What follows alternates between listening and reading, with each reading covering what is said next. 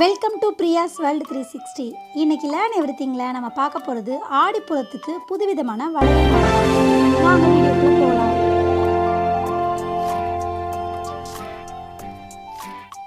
இதுக்கு தேவையான வளையல்களை நம்ம எடுத்து வச்சுருக்கோம். இந்த வளையலை நூலுக்கு கீழே வச்சு கட்டிக்கணும். ஃபஸ்ட்டு வளையலை நம்ம எப்படி வேணாலும் கட்டிக்கலாம். இப்போ நீங்கள் எந்த மெத்தடில் வேணாலும் இந்த வளையலை ஃபஸ்ட்டு வளையலை கட்டிக்கிடுங்க. ஃபஸ்ட்டு நாட் போட்டாச்சு.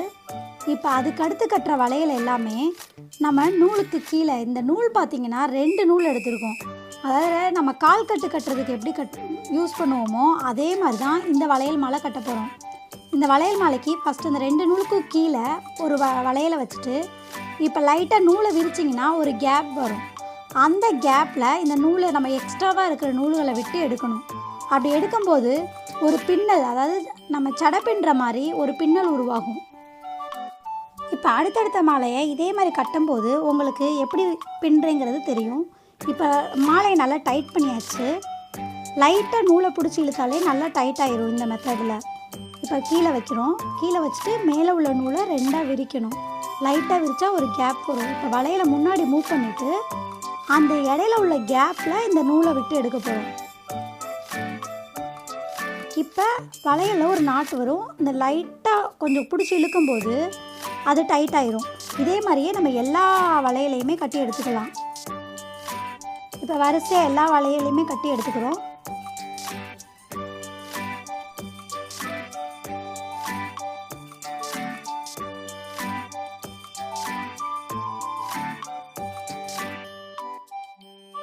நார்மலாக நம்ம கட்டுற வளையலில் ரொம்ப கேப் வரும். சாமிக்கு போடும்போது அது தள்ளி தள்ளி போகும்.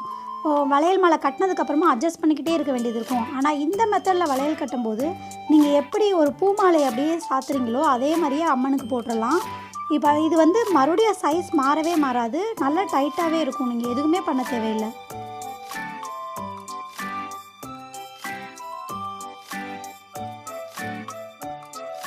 இப்போ ஃபுல்லாக கட்டி எடுத்தாச்சு. இப்போ மேலே பாருங்கள், அழகாக சடை பின்னல் மாதிரியே இருக்கும். அதாவது சங்கிலி தையல் எப்படி இருக்கும் அது மாதிரியே இருக்கும். இது மறுபடியும் மாறவே மாறாது. அப்படியே நீங்கள் எத்தனை தடவை வச்சு எடுத்தாலுமே உங்களுக்கு அழகான ஷேப் கிடைக்கும். இது அம்மனுக்கு சாத்தலாம். இந்த மெத்தடை ட்ரை பண்ணுங்கள். ரொம்ப ஈஸியான வளையல் மாலையை கொஞ்ச நேரத்திலே நீங்கள் கட்டி எடுத்துடலாம். தேங்க்ஸ் ஃபார் வாட்சிங். இந்த வீடியோ பிடிச்சிருந்தா லைக் பண்ணுங்கள்.